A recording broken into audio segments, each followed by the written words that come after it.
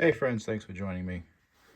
This is going to be a video update on the layout and the train room progress. And before I go, I want to just show this thing. This was made by my friend Dave. It was provided to me for a review. So I gave him my opinions on this. It's a 3D printed locomotive and car cradle that's fully adjustable. All this stuff here, adjustable. You can bring in the jaws. So if you have something that is HO, you can tilt it backwards, forwards, whatever. But the jaws also open up larger. So if you have an O scale model, you can bring these in and do what you got to do. And tighten it up as much as you want or as little as you want. This is kind of the beta version. Dave, like I said, he gave me this to test and evaluate. They would say it's a paid sponsor, but it's he did provide it, and I gave him some feedback. So he's going to sell these on his Etsy page eventually.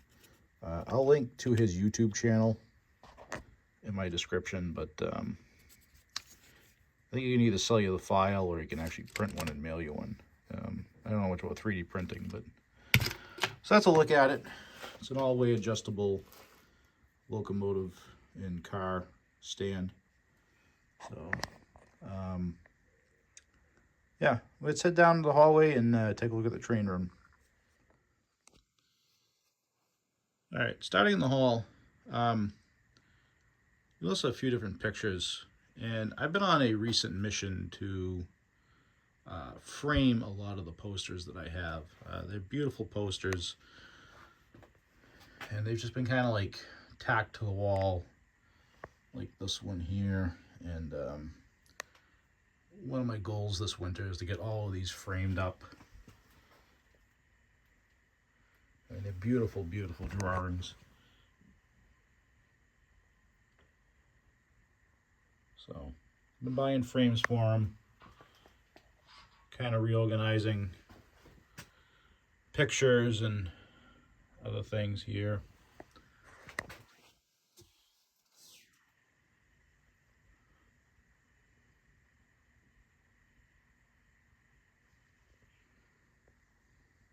So that's the hallway. So walking into the train room, there's my daughter's Lionel you saw in the cold open. I'm going to start right here in this corner, right at the beginning. This corner's always been kind of a misfit. I didn't really know what to do with it. Back on the Maine Central layout was a propane dealership, and I didn't really like it. It did fit. So now it's a supply house. And there's a mill right there. Typical of a small New England mill. And I've extended a road out to a farm just over there to the pasture. And this area has changed, and we'll go over that in a minute. Here's my steam engine Juliet, enjoying a winter nap.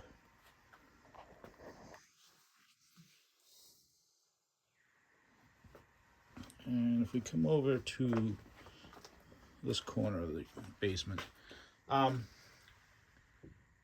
guys remember maybe the old Bull Moose branch was down here. I moved the whole thing up. This layout is now a completely separate modern day Guilford era switching layout set in the 90s. It's DC. The track work has got so many switches that DCC doesn't work that well. That steam locomotive was a present from a friend. That's going to get a decoder eventually. It's just sitting there for now on display.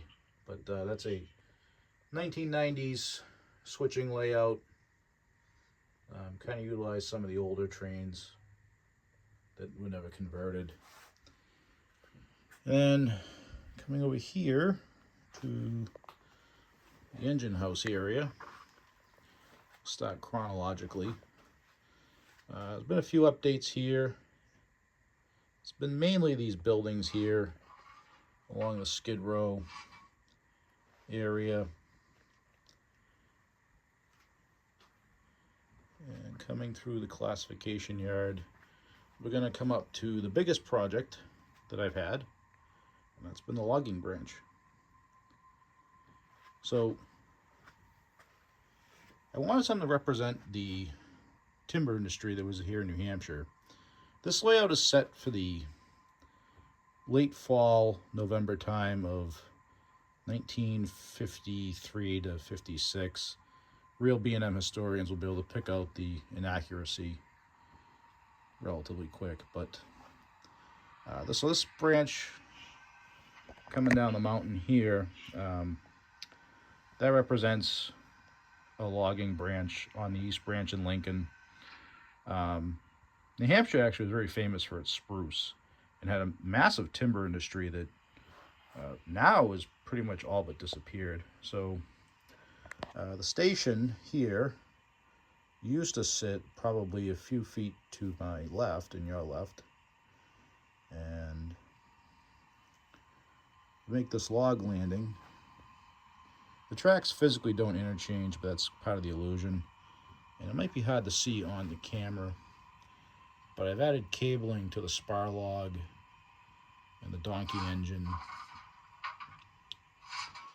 So this would be an area where logs are brought in, lifted up by the spar tree via the donkey engine. Like I said, I got all the cabling in, which actually wasn't as bad as I thought it was going to be. And the logs are lifted onto dollies by the crane. I have a small machine shop in the back, various little sheds, and of course, the donkey engine's working hard, as you can tell by the steam. And number 3, this locomotive actually is still in existence, and I will insert it here with a camera noise.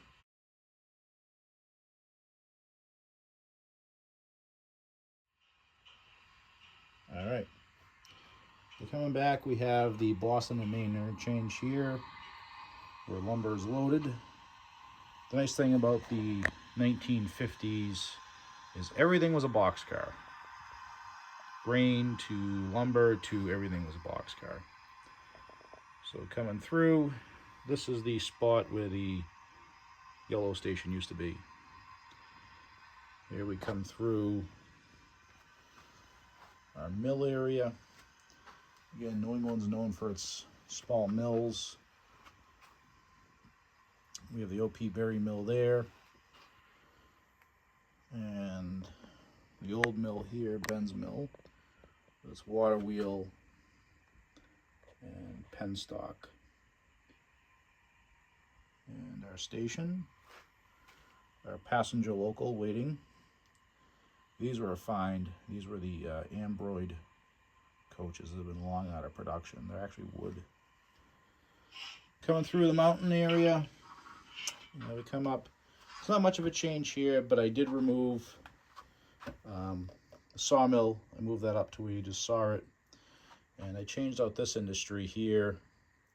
So now it's just a general freight house. And coming around through Clarksville, our abandoned line is now a trolley line. And our trolley stop for the downtown. And this barn here, it's kind of a loose fitting barn. There's not much of a story to it right now. I will be adding some more detail, but the problem with this barn is this isn't the shot of everybody's elbow, so not really a good place, but I'd rather have that than just blank scenery. If I bump it, it's only a couple bucks to replace. We have our gas station.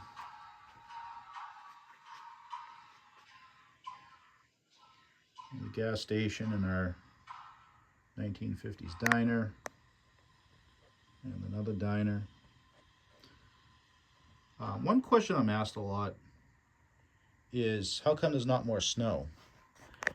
And that's because this layout is set more to the late fall period of time. As you can see by these trees here, there's still fall colors. So we're really going for like the first snowfall of the year, or light snow. And there's actually a perceptible difference in the amount of snow in the mountains versus the valley, like in the real world. So we're going like the late November period. Deep snow to me just isn't a convincing thing. I think it's boring because it's just your whole railroad is white. Is our construction yard. And up here is the suspended layout that you saw in the cold open. And coming back around, we have our 7 1/4 inch Plum Cove engine wintering on its panel track. And the biggest thing I want to point out is, more so than the layout, upgrades to the room. If you've watched previous videos, you've seen that blue vinyl tablecloth. That worked well for a little bit, but I really wanted to dress up the appearance of the layout, make it more of a showpiece. So part of that was getting rid of the old rug and putting down this black rug so that the floor isn't reflecting so much into your eye. And this black skirting here, this stuff is actually a tablecloth from Amazon. It was relatively cheap. You get 2 of them. It's like 16 bucks at the filming of this video. And they come in like 8-foot lengths. You fold them a little bit. I have my glass Boston and Maine plate up here. If you're never sure what the name of the railroad is, it's right there. So, and the other thing I did is I got flat, like a grayish black paint, and I painted pretty much anything that was off stage. And that includes the corners of the plywood, tops of the plywood here where the scenery stops, and it blends in nicely with the black fabric. The reason I did that is, like I said, it was starting to annoy me when I would look at this and I'd see, the white foam of this and the plywood, and then over there was a blue edge to the plywood. The other thing I did, I may have talked about in a previous video, is I've upgraded the lighting. So these are actually app-controlled lights, made by Philips, and I run it on an app called Wix. And these can go to any color. If you've seen previous videos in nighttime, they can go blue, pink, whatever colors you want. Make a sunset, sunrise, middle of the night, moonlight, any kind of lighting condition you want to set up. Especially with the snow, the moonlight looks really nice. And one of the other projects, as I said before, is starting to frame a lot of my Cam Sargent pictures. If you're in the New England area, you probably know who Cam Sargent is, but these are all pencil-drawn pictures of various railroad scenes around New England. And Cam is a true craftsman. And I always felt bad because I would buy his posters and his artwork, and it's phenomenal. Just sit in a roll or be thumbtacked to the wall, and that just wasn't proper. So I started getting poster frames for all these and displaying how they should be. And nice thing about Cam is every picture I have, he signs to me directly. And we have more Cam Sargent work here and more over there. So this is just a quick video update of what's going on with the layout. Like I said, it's January and it's cold and rainy and snowy, and it's a good time to be inside on the model railroad. So anyway, thanks for watching the channel. Hope you enjoyed this update. And if you liked it, leave a comment below. Have a good day.